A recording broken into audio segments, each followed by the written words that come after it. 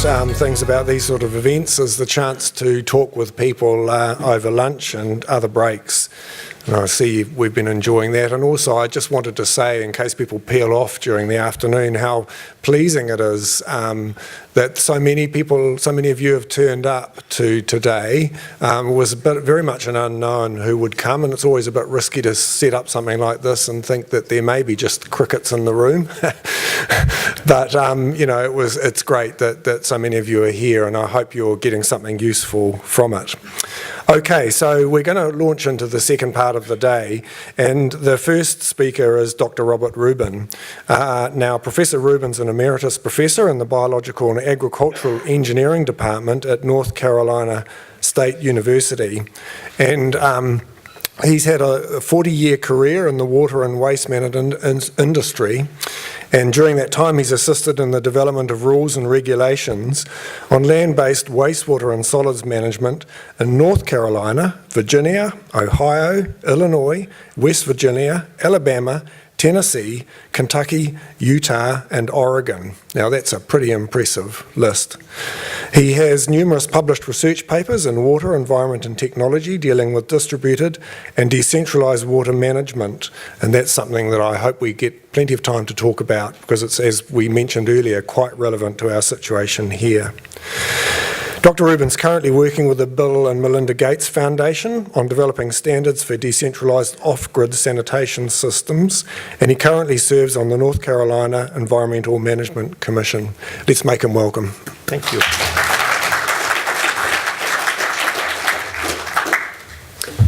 Well, thank you. It is a pleasure to be here, and I'll warn you ahead of time, I do not have Charles's energy. So I've got the enthusiasm, but I lack the energy. I'd like to talk a little bit about land-based treatment and how that kind of fits into this overall scheme. First law, the first law, no matter what you remember from what I say, the first law, everything's got to be somewhere. So no matter what we do, it's either got to go to a stream or it's got to go to land. Everything has got to be somewhere. So please don't forget that. You heard a little bit about DPR earlier today. Remember DPR? Well, DPR, just in case you didn't know, is dog potable reuse. So you see here we're going from the toilet to, so that is DPR, yes. What I'd like to talk are some examples of distributed systems and land-based treatment systems, some of the design issues that we talk about. I'm going to spend a lot of time talking about them. Some issues about operating in humid climates. We have operated land-based treatment systems in North Carolina, and I'm not going to be as generous as Charles. I'm still inches and gallons, and I'm old, and I'm not going to change. But we've operated land-based treatment systems in North Carolina for over 40 years. I started my career there with land-based treatment systems. Our rainfall is about 45 inches a year on average. Our evapotranspiration is about 33 inches per year on average.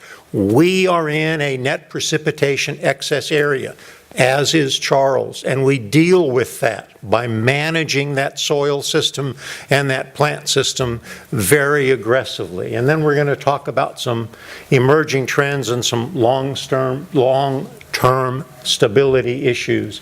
So what's driving all of this stuff on beneficial use, at least in the U.S.? Charles talked a little bit about that. Part of that is drought, and it's a way of dealing with drought. And I'm not allowed to talk about changing climate. Our president has told me we can't do that.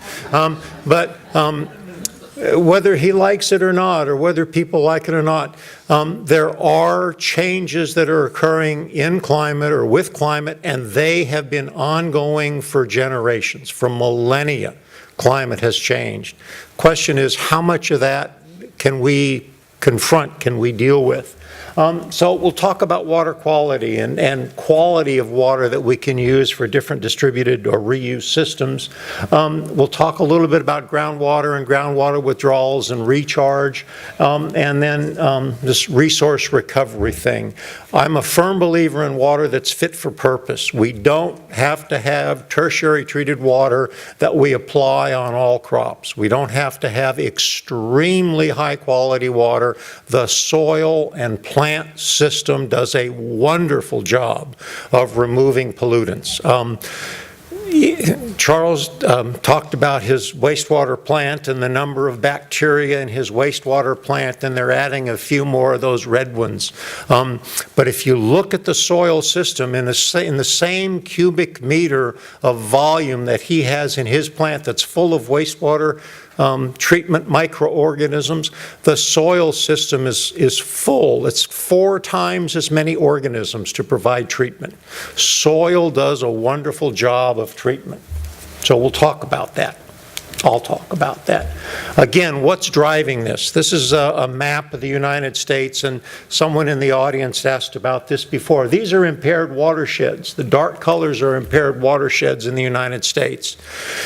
We have this system called TMDL, Total Maximum Daily Load, if you're in Washington, D.C. and you work for the government. Too many damn lawyers if you're out in, rural areas and you have to work with people all the time. Where we are, you can see in eastern North Carolina and in much of the region where Charles is, the waters are impaired. So we've got to remove nutrients from direct discharge. That is our mandate. We can do that with land-based treatment systems in conjunction with in-plant removal. So our TMDL efforts in the states are driving our water quality programs, and we don't just look at municipal discharges. We look at municipal discharges, industrial discharges, residential discharges and septic tanks. We look at stormwater. All of those components that enter into a watershed or a catchment, or what do you call it? A catchment? Okay. Whatever enters into that watershed, into that catchment, influences these TMDLs, and that is what is driving our program, our regulatory program. I'm not very imaginative when it comes to colors, same colors, dark color, severe drought. Another thing that's driving some of our efforts, and I apologize, I don't know what happened with the conversion from my Apple machine to the satellite machine, but it changed. You can see areas in the east, areas up in Virginia, areas here in central North Carolina, where we are having some drought. Areas out in the western part of the country where we are having some drought, deficiencies, soil deficiencies of moisture. Do we want to continue to withdraw groundwater to satisfy those demands and deplete the water tables even more, or do we want to find ways of reusing reclaimed water? I believe that the best way we can deal with some of these issues is with reclaimed water use in irrigation. So I did make one concession to Charles. I used an example of a 1 million gallon per day plant. I think that comes out to about 3,800, about 4,000 cubic meters. Is that about right? Okay. So if I have this 1 million gallon plant, the amount of plant available nitrogen in that's a combination of organic nitrogen and inorganic nitrogen, ammonia and nitrate. Okay, so the organic nitrogen mineralizes and becomes available to plants. Not all of it, some of it. So if I take just a quick and dirty estimate of, say 10 to 20 parts per million milligrams per liter of plant available nitrogen, in this million gallons, 3,800 cubic meters, I've got about 165, say 75 kilograms of nitrogen. That's how much nitrogen I have in 1 million gallons of water that's available to plants using this example. Okay? How much phosphorus? Well, phosphorus levels are a little bit lower. They're 3 to 10 milligrams per liter. Typically, I'll have somewhere between 80 and about 40 pounds of phosphorus, or 30 to 40 kilograms of phosphorus in that 1 million gallons of water. So what do we do with that? Today, we look at satisfying crop needs using this comprehensive nutrient management, there's a P right there, program.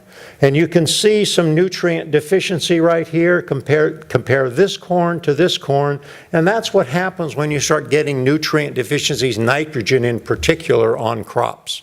We either leached too much of that nitrogen through, or we didn't apply enough nitrogen to begin with, or the nitrogen we applied got washed off in the first storm after they applied it.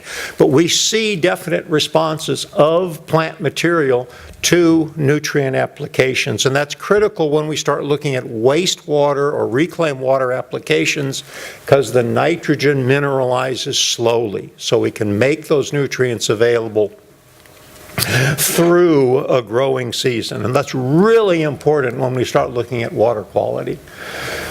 So why do we want to look at land-based treatment? Because there's valuable water and nutrients, and we can supplement agricultural or silvicultural or horticultural, that word, demands.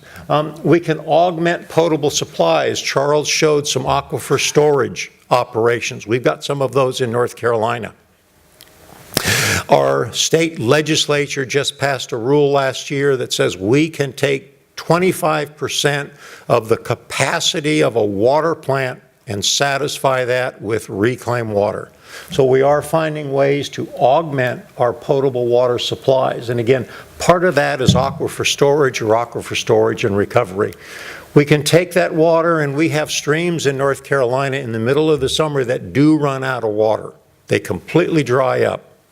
So we can go back into some of these headwater areas and replenish the volume of water in that stream, and that keeps the organisms in that stream, the fish and the critters in that stream, alive during summer. Okay, and I've checked my coliform level, and my coliform level meets my reclaimed water standard, and birds decide they want to go and swim around in my constructed wetland. After a couple of days, what do you think happens to my coliform count or my salmonella count in the discharge? Yeah. Does it make any difference? Well, we have a standard for coliform. It doesn't make any difference if they came from humans or came from birds. We've got to deal with it. And that's one of the limitations of constructed wetland systems. We do filter that water now before we discharge, and we've got ways of disinfecting that water again, and we do. Why do we want to use this reclaimed water? We can irrigate just about anything you want. It is high quality water. The water that we get from a wastewater treatment plant is better than the water quality that we have on golf courses in ponds from which we irrigate. So our reclaimed water is very high quality, and it is of controlled quality. The water that you get in a pond golf course is not. We've irrigated athletic fields. We use it for street sweeping or cleaning up some of the street sweeping stuff. We've got indoor uses for reclaimed water that we're doing today. I think that shows up here. This is the Vision Air building in New York City. They have a wastewater treatment plant in the basement of that building. They treat the water in the basement, they pump it up to the top of the building, and they use that water for toilet flushing in that building. They and a couple of other facilities in New York have reduced the wastewater discharge by about 50% and the potable use demand by about 40%, where they've gone through this aggressive water reuse. And they take the nutrients out here so they can use the water in the building. We do have a purple pipe system for our reclaimed water systems. But again, what I'm trying to say is lots of uses for reclaimed water. This is a wetland system that we've worked with. It's down on the coast of North Carolina, and they actually sell properties that are waterfront properties, and they're right on the constructed wastewater wetland. And they go for a pretty penny. We use some of our constructed wetlands. This one happens to be in Florida, but we use those as educational opportunities for ecology classes and science classes. We can do a lot with reclaimed water. Whoops. We've done some stream augmentation work. This is the San Antonio River in San Antonio, Texas. About 60% of the water in that river is reclaimed water. And they have restaurants and they have boats going up and down the river every day of the year, except when it's really raining or when it's really, really cold. We've used reclaimed water to enhance some of our waterways in North Carolina, and yes, it is a discharge, but the volume of water that is normally in here is near nothing. And by adding reclaimed water, we can maintain stream flow and keep a healthy population in the stream. So lots of different ways of putting water on land and lots of different crops that we can use to irrigate. We've done a lot of work with pasture and turf. The nice thing about a drip irrigation system is I can tell you where every single drip emitter is. It's my humor. Okay. Oh, well. Hose reel systems, very large volumes of water and very little infrastructure. The amount of infrastructure required to put this in is quite high and it's quite expensive. When I look at some of these hose reel systems, this hose reel pulls out about 1,200 feet. What is that, about 200 and something meters? 300 meters? That's close enough. So with one hydrant right there, I can irrigate an area 100 meters wide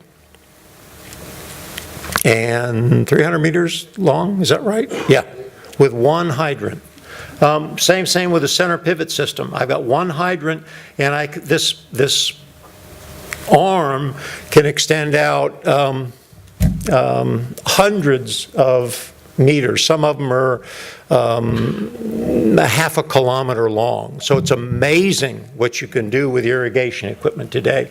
And again, I can irrigate any number of crops. Pasture crops, this happens to be row crops, or there's a spray head right there. I can irrigate high yield woodlands, and I can harvest those plants, harvest those trees, use that for energy, or we have a plant in North Carolina that's processing and shipping wood chip to China. And they are full all the time with wood chip. So we use the water and we use the nutrients very, very beneficially. Where we have done irrigation with secondary quality water, BOD 30, TSS 30, nitrogen levels about 20 to 30 milligrams per liter, and we do our groundwater monitoring, the BOD in the groundwater is typically less than 5. Not just nitrate level, but total nitrogen levels are typically less than 5 when we're using agronomic applications on these crops. And our coliform levels are less than 2.2 per 100 mils. That is, whoops. No, what did I do? Okay.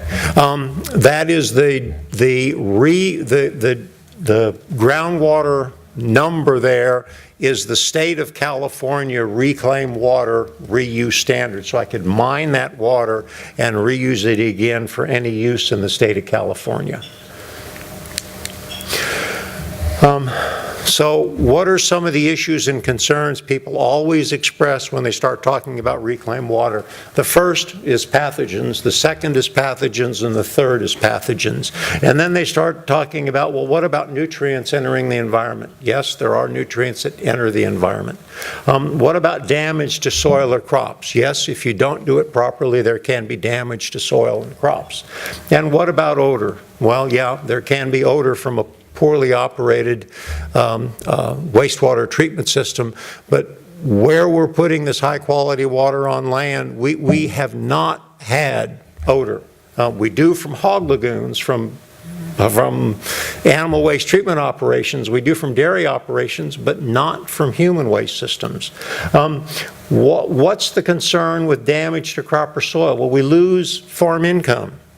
And if I have a land applier who damages a farmer's field, that land applier pays that farmer for that crop loss in the States. So we can address that concern. What about nutrients entering the surface water?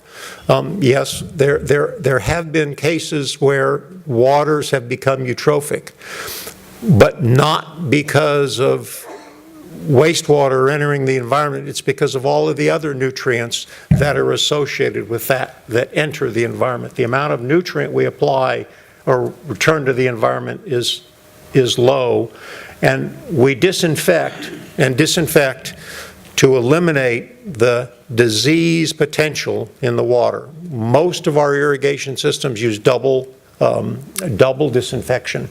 And Charles was talking about his ASR system. That was triple disinfection? Many barriers. Multiple barriers. The filters and many barriers to remove pathogenic or potentially pathogenic microorganisms. And some of the examples, Giardia and E. coli, they're all over, and we can get rid of most of those with our typical disinfection systems. There are some references, and I'll give you those later. The EPA, US EPA, has a design manual for land treatment systems. It was published about 7 years ago, 2010. And I've got the publication number at the end of the presentation. And they also have the reuse system guide that came out in 2012. And you can download all of these from the EPA website. There are numerous publications from agronomy societies and soil science societies and agricultural engineering societies that talk about the benefits. And you can go into the proceedings of any of these organizations and find publication data or published data. And then the other thing I encourage you to look at are state rules. These are our state rules. Virginia has their state rules. It's VAC 740, I believe, is their reuse rule. But our state rules are very, very comprehensive when we start talking about wastewater irrigation and wastewater reuse. And in all cases, they address sizing and siting, design, operation, management for these systems. They don't just look at design, they look at that complete, comprehensive system. And what we try to do is build in a risk management strategy. We talked about that with Charles talked about that with their treatment systems, and how our goal is to design to minimize risk. And that's to minimize risk. There's no way I am aware of that we can completely eliminate risk, but we can manage it and maintain it. So what are some of the things that we look at? Well, what happens to the nutrients? What happens to regulated metals? What happens to pathogens? And what happens to some of these persistent organic chemicals when we put them on the land? Nutrients, hopefully they're mineralized enough so that they're taken up or utilized in the plant material. Nitrogen and phosphorus are both utilized in plant material. Some of them can be immobilized. Phosphorus in particular is immobilized. It's bound onto soil particles and it doesn't move freely through the soil. Some of these are adsorbed onto clay colloids or clay particles, and they will move as water moves up and down, and they will move off those clay colloids and they will become available to plants or organisms in the soil. The same process that Charles was talking about a little while ago, that denitrification process that sends nitrogen gas back up into the atmosphere, occurs in the soil, and wet soils can be your friend. Wet soils are anaerobic. Wet soils can facilitate denitrification reactions. And we look at the ideal land-based treatment systems. There's an upland area that's aerobic and a down gradient area that's anaerobic. And we combine those same processes that Dr. Bott was talking about that occur in a plant, in a treatment plant. What happens to some of the metals? That was not supposed to be there. Metals don't mineralize. I apologize. I don't know how I thought I took that out. Metals are metals. Zinc is zinc. No matter what happens, zinc is still zinc. But metals can be complexed onto organic material in the soil as chelates. Metals can be adsorbed onto those same soil colloids that hold the phosphorus. Metals can be precipitated in the soil, and some of these metals are actually trace nutrients for plants, and they're utilized by plants. So metals typically do not migrate into groundwater. What about pathogens? They're disinfected in the pre-treatment system that we use before we apply to land. The neat thing about the soil is, remember that multitude of microorganisms I talked about in the soil? Well, they eat organisms that are uncomfortable in the soil. And where are pathogens most comfortable? They're most comfortable inside humans. And the conditions inside humans are, I never have to worry about food or water. I never have to worry about light or dark. I never have to worry about changes in temperature. It's always pretty homeostatic. When I put those organisms that are comfortable in a human body out in the environment, they compete with organisms that are comfortable with changing temperature and changing moisture regimes and changing food availability. So organisms, don't last very long when they're put out into receiver environments. Some of these, especially viruses, are adsorbed onto clay particles in the soil, and they're inactivated by all of those conditions that I just mentioned. The soil is a very inhospitable environment for most pathogens. This is starting to sound like a broken record. What happens to those organics that people are talking about? Many of them are consumed by microorganisms. They're a carbon source. Organisms in the soil need carbon. They eat a lot of this stuff. And if it's not quite ready to eat, well, wait a few generations and there will be an adaptation, or there could be an adaptation in some bacteria that will consume that. We've treated toxic waste on land with fungi and with bacteria. So the organisms do a great job of treating these toxic chemicals. Whoops, I'm sorry. I'm gonna go, I'm having trouble. So we look at all of these things, the nutrients, the metals, the water, the organics, and we develop these fate and transport models that tell us where these things are going, and then we deal with whatever the most limiting of those constituents is with our land-based treatment systems. The example I just showed you, and I'll go into it again, was 1 million gallons, 3,800 cubic meters of water. It had 150 pounds of nitrogen, I think that was the number, close. That's how much nitrogen I need to put on corn. So that hydraulic load of 1 million gallons will satisfy the corn or the maize nitrogen requirement on soils in North Carolina. So we look at the most limiting constituent. And there's either a hydraulic limitation, the water load determines how much land you need, or there's a limiting constituent, a nutrient, a regulated metal, something in the water, a process load that limits or determines the amount of land required for a system. That constituent in wastewater that requires the largest area is the constituent that we use to size that system. We need so many hectares to handle nitrogen or phosphorus or water. That biggest number is what we use to design that system. And we look at, again, nutrients, regulated metals, salts, organics, all of that stuff. And the assimilative capacity of a site through this process is optimized to give us the highest level of treatment and removal on the optimum land area available. And again, I look at the entire receiving area. I don't just look at the site, I look at the entire receiving area. Okay, I'll show you why. I hope, yeah. So if all I do is look here, the only thing I'm concerned about is what happens directly under my site or right on the property boundary. If I look at my entire watershed area, my system, if I were right there, might have an impact on this tributary of this stream.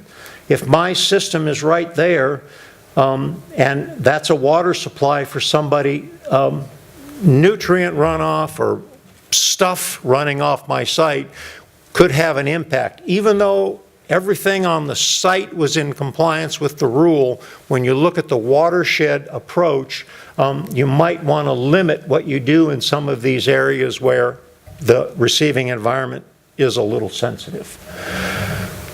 So we look at the characteristics of the wastewater, what's in it, how many pounds of different things or kilograms of different things. We look at soil and site quality or characteristics, agronomy, hydrology or hydrogeology. We look at engineering calculations and design. We look at permitting, or what do they call it here? Consenting. Okay, and then we look at management. Management's a critical part of any wastewater, any infrastructure operation. And your management program and your land application beneficial use program have to go hand in hand. You can't add the management at the end after you've done everything. So what's in the liquid? Nitrogen, water, some micronutrients.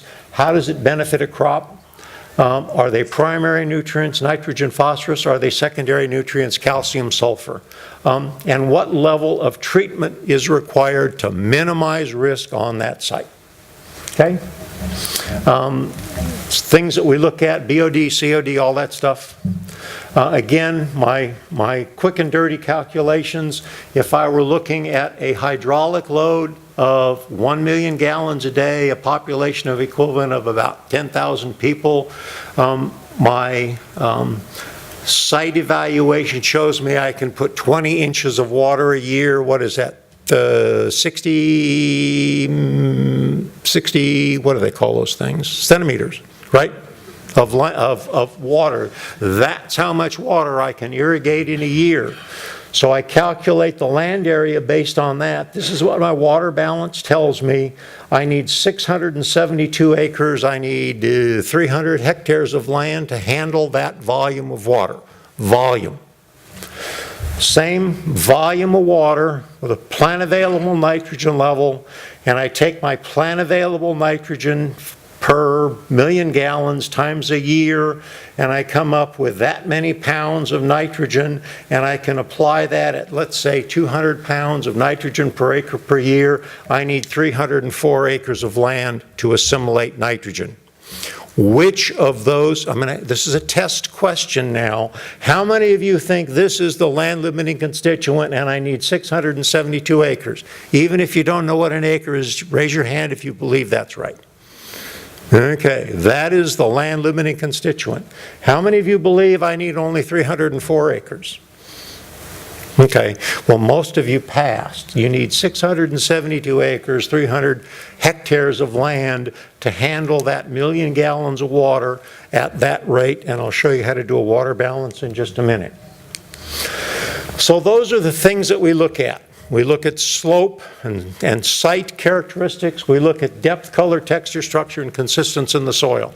And we use those to optimize the water balance calculation, how much water we can put on land. That is an ideal place to put water because it's all going to run downhill. This is a nose slope position here. Water runs back toward the trees over there. Water runs down this way, and water runs down this way. Water's going in 3 different directions. If my site is down here on the bottom, I have all of this water that influences what happens down here. That is a bad slope position, an undesirable slope position. And those are the different descriptions for slopes. So, there's a site. Okay, Bob, what are you going to do with it? Well, if I impose those criteria on that site, I have linear slopes, great, because water's going to move this way. This is concave linear, it's going to move this way. Linear, concave linear, it'll move into here and move into there.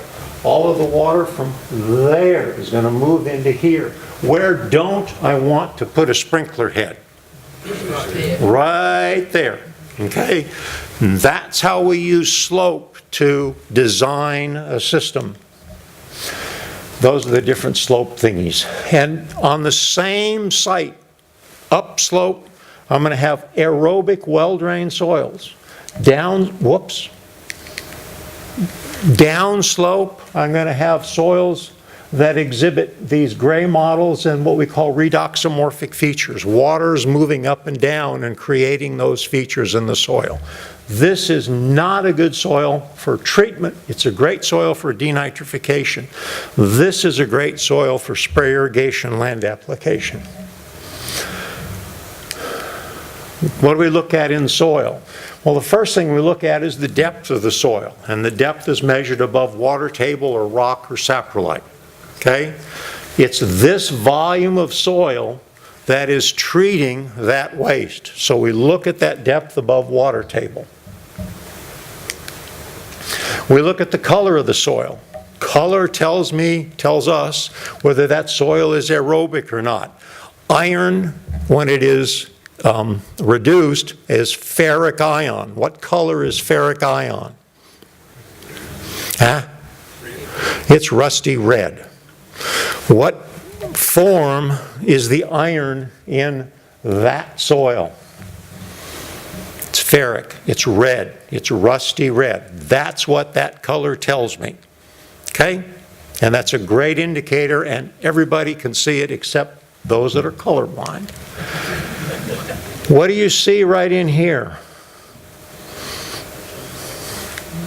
You see those reds that I talked about before? Those redoxomorphic features? Okay? That tells me that the water table is moving up and down in here, and I can see those redox features up, within 2 feet of the soil surface. Volume is treatment. Remember that. Texture. Sandy soils allow water to move in very quickly. Silty soils a little slower. Clay soils even slower. So I look at the texture of the soil. I need that for 2 reasons. One is I have to determine how much water I can apply at any given time, my hourly application rate, and that's a function of the spray heads. The daily irrigation rate I have to report to the state, and the weekly irrigation rate I have to report to the state. So I need that information for operation and for reporting. The structure in soil is how those particles of soil hold together, and water moves along these PEDs in the soil. And when PEDs are well defined, there's a great deal of water movement through the soil. When PEDs are poorly defined and the soil is massive, there's very limited water movement through the soil. That is massive soil. These are the kinds of soil particles we want to see, these blocky and subangular blocky particles in soil. And they break apart real easy when you're out in the field doing soil evaluations. This is a columnar soil. Water moves along the outside there, but the volume of water that will move along these small PEDs is considerably larger because the surface area there is larger. And massive soils are the worst. So we look at all of that stuff. We come up with this limiting constituent. We look at the hydraulic load, the nutrient load, and we look at the boundary. Where does the water move? Property boundary as well as hydrologic boundary. And then what is an appropriate design? Appropriate designs are conservative because we want to maximize the treatment capacity of that site. Charles has done a great job of taking most of the stuff out of that water. We want to now use the soil to take out as much of the rest of that stuff as we can. So we use very conservative, we use very conservative loadings. And the plant soil system, please remember, is that last barrier between the land and surface water. And that plant soil system can extend down into those wetlands. Those wetlands are extremely important. There's a hyporheic zone there that is amazingly active in removing pollutants. We look at agronomy. This field, this is not a wastewater irrigation site. This is a turkey litter application site, and they stored a pile of turkey litter on this field that was about 10 feet high, and they left it there for about a year. And we went, and the farmer couldn't get stuff to grow. He said, "What's wrong?" So we took soil samples, and we found zinc levels in there, in there, that were about 4 times higher than what the US EPA says we can have on a site after 20 years of cumulative application of biosolids. So metals can be a concern. Metals can be toxic. And we look at the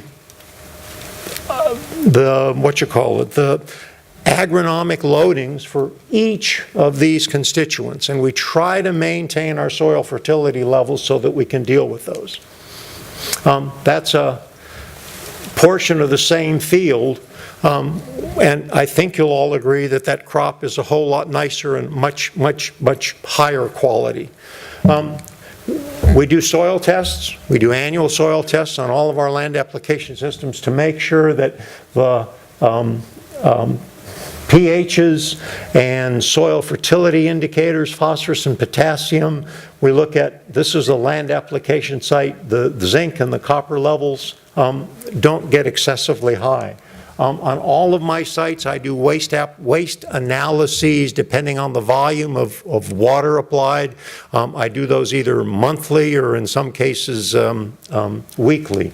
I do solution analysis if I'm irrigating, and I do those solution analyses depending again on the volume of water that we apply.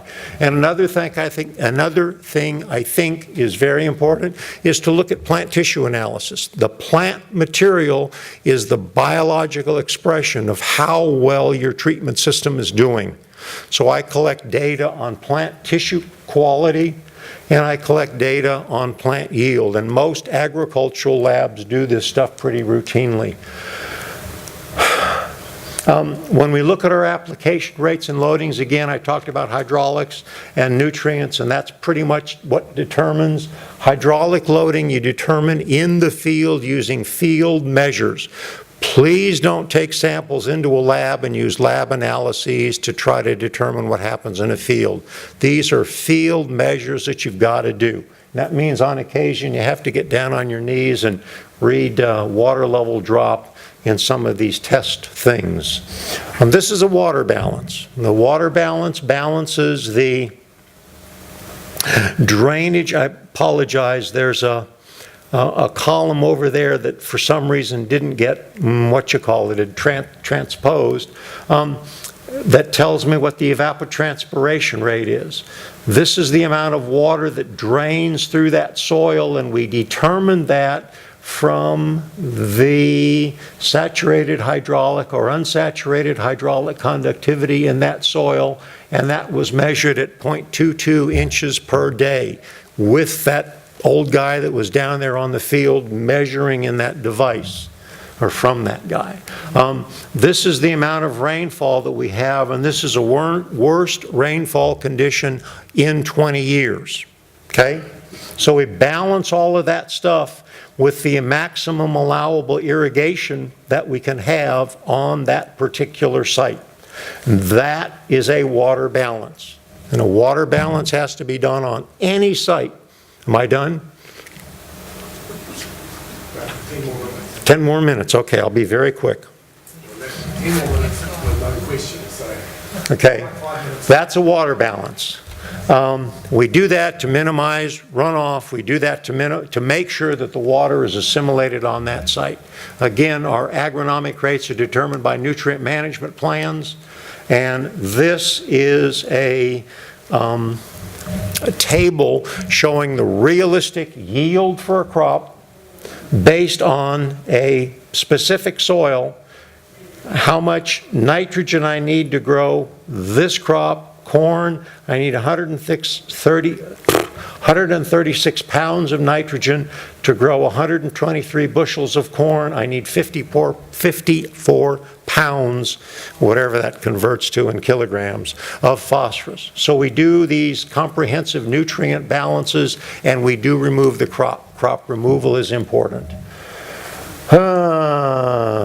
System design. What is the hardware we need to do that? What is our crop management or farm management plan? How do we monitor, and how do we report? Pumps and piping, really important. That pump has to deliver a specified volume of water against a pressure head, and that's determined by the spray heads or the drip irrigation system that we have out in the field. The crop management plan, how do you control irrigation? How do you determine which field gets irrigated today? And how do you use weather and weather data? What do you do to optimize the performance and satisfy your regulatory demands? What kind of monitoring do we do, and what kind of farm equipment do we have, and how do we manage that farm equipment? Some of the ancillary, that word, please remember, the better job Charles does with removing nutrients, the more biosolids he's going to generate. The more biosolids he generates, the more that competes with me and my spray irrigation system, because I can't put them both on the same piece of land. Okay, so you've got to be concerned about biosolids generation, and there's a real opportunity there for regional cooperation. Other things that you can look at, that is a constructed wetland treating wastewater. I don't think that looks all that bad. And the ducks and the geese, they don't mind it either. So we can use these natural systems very well to treat wastewater. I talked about distributed systems, or Charles talked about distributed systems. One slide on distributed systems. This is a comfort station at a park in the middle of, well, on the outskirts of Raleigh, North Carolina. We put in a wastewater treatment system here. This is poop and pee and a little bit of hand wash water. High nitrogen. Okay, so we put in a treatment system in here. We recycle that reclaimed water through the building, and the water that we don't recycle through that building we use all over here for landscape. So this is a great example to me of how we can incorporate in infrastructure these distributed systems. So those are the references. Our rules in North Carolina, you can go to the City of San Francisco website to get their reuse guide, EPA reuse guide, and the EPA land treatment guide. And I'll leave that up there for just a minute if you want to write that down, or a little less if you want to take a picture. The only other thing I've got up there is me, but I'll go back to that. Any questions or concerns or comments? Thanks very much. I got 6 minutes. I want to give people some time for questions. So Well, I don't. They asked too hard a question. before we do, there's a lovely iPhone here that I'd really love to keep because I need a new one, but it was left at the back of the room. So if anyone's missing their phone, I'll keep it down on the seat when I go back. Yes, ma'am. Yes, ma'am. And I think the mic Oh, I'm sorry. Oh, is just bringing her up. I see. Yeah, I'm impatient. Unlike Charles, who's very polite, I'm very impatient. Thank you. What are the preferred crops? What crops do you have a market for in your area? Because it's, and Charles said the same thing, don't make stuff you can't use. If I grow a crop and there's no demand for that crop, I wasted all of that time and energy growing a crop. So what edible or non-edible crop is appropriate in your area? I do a lot of work with trees. Trees are a great crop, and part of the reason is because nobody eats them. But we do a lot of work with corn. We do a lot of work with pasture grasses. We irrigate tomatoes. We don't have potatoes that we irrigate, but our laws, our rules do allow it. So the answer to your question is what crops are appropriate in your area, and a lot of ornamentals. Just a quick question on that metals uptake. What would be, if you did your treatment rotation, so you said that like after 20 years you could have those patches where it's built up to toxicity levels for zinc and whatnot, how long would that take to actually recover if you took that off there and did it in a rotation circuit? I apologize. So if you rotated your treatment plant like you would with crop rotation. I do. I use multiple irrigation areas. What's the time span or life build-up, or will it, of metals, or will it keep up with it? I think I understand the question. So how long can I continue to use a site before the buildup of, that depends on what's in the water. In the States, we have an industrial pretreatment program, and the industrial pretreatment program removes, every city can develop their pretreatment program, and that removes pollutants of concern for that particular city. What do you call that here? Trade waste. Trade waste, yes. And it most influences trades. So if I have a textile plant and the textile plant produces a lot of salt and the salt has an adverse effect on a spray field, I will tell that operator, that textile plant operator, you've got to remove salt levels, or you've got to remove whatever, because your operation damages my spray field. If you don't do that, you have to pay for me to buy more land on which I can irrigate. So we design these for minimum of 20 years, minimum. Okay? We've had, I'm trying to think, the oldest spray irrigation system in the States is Muskegon, Michigan, and it went into operation mid-70s. They treat about 40 million gallons of water a day. And it has a tannery, or had a tannery, in town. Really nasty waste.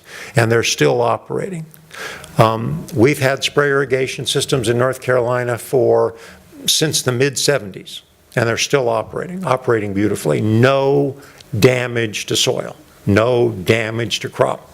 And that depends on the quality of your pretreatment program and how you get those nasty constituents out. I think there was a side question to that, which was if you did get a build-up of metals in particular on a piece of land, can you spill it and leave it? Will it recover, or is that pretty well done for? Thank you.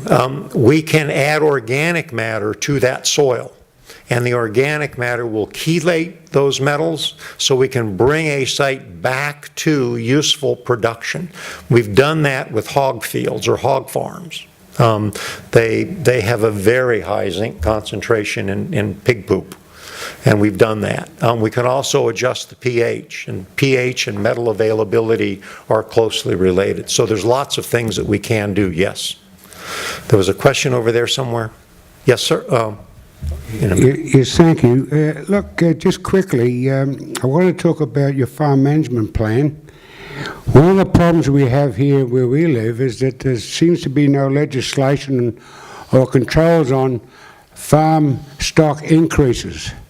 Obviously, that impinges on everything else we hold here. I just saw what your thoughts were on the maybe the requirement for having a capping place for stock. I'm not here to talk about laws and rules in New Zealand, okay? I will tell you that we have a lot of animal production in North Carolina. All land treatment operators for animal operations have to get a permit, and they have to go through our training. Well, I'm done. And they have to go through our training. So every land treatment system is operated by a trained, certified operator. They've gone through the training we provide at the university, okay? And they are permitted. So what you're saying, sir, is there are controls in place? Yes, they are in North Carolina, okay? Yes, sir? Thanks for your presentation, very interesting. Just wanted to pick up on your point around water balances and how that relates to climate change and increasing variability in climate. As understood, you said you're using a 1 in 20-year event. We seem to be specializing in New Zealand in 1 in 100-year events coming around every few weeks. So how do you actually do that in terms of future-proofing these systems? There's no easy answer to that. And you know, historically, we've used a 1 in 20 rain event. We are finding 1 in 20 rain events occur 1 in 10.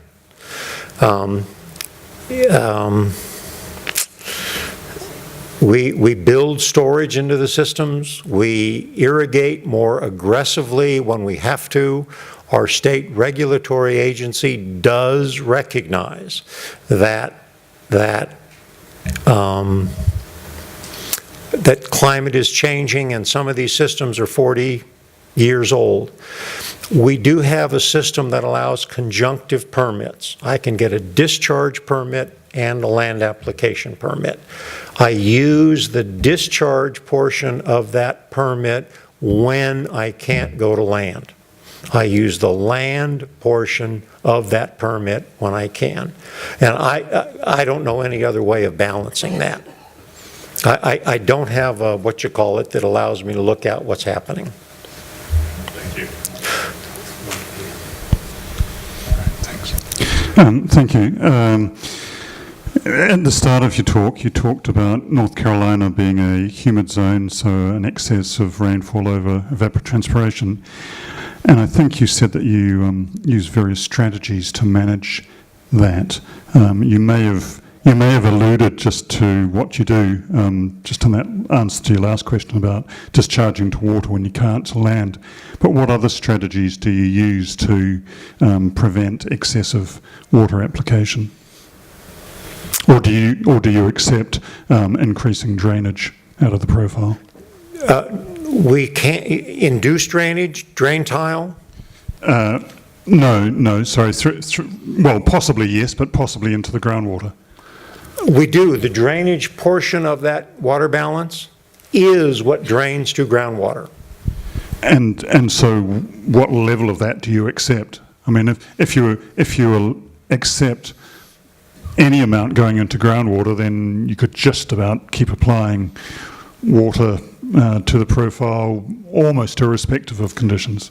I don't think so. We measure that permeability, and that permeability rate determines what's going to enter through the soil. If we exceed that, then we start mounding water up on that site. Eventually it comes to the surface and runs off. So yes, we use drainage to groundwater as part of our water balance.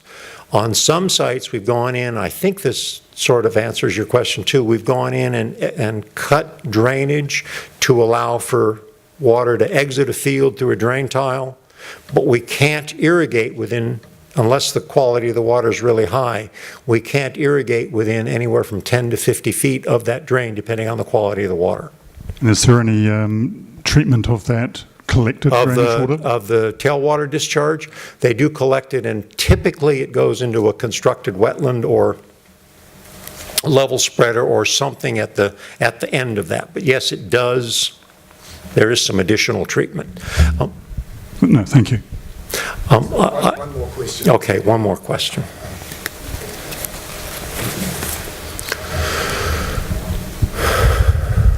Sorry, it's always me.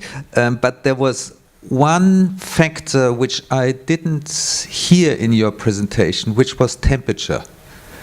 And I was wondering, is there adjustment to be made in respect of temperature? I'm thinking specifically in New Zealand we have some areas where we have very low temperatures in winter, and so we don't have as much crop growth, or we have snow or ice. So how does this affect the distribution? The column that was missing on the water balance was the column that listed evapotranspiration. And I apologize. I really had an ET column there. And in the States, in January and February, our ET rates, our winter, our ET rates dropped to less than an inch a month, less than 2.5 centimeters a month. Okay, that's in that water balance.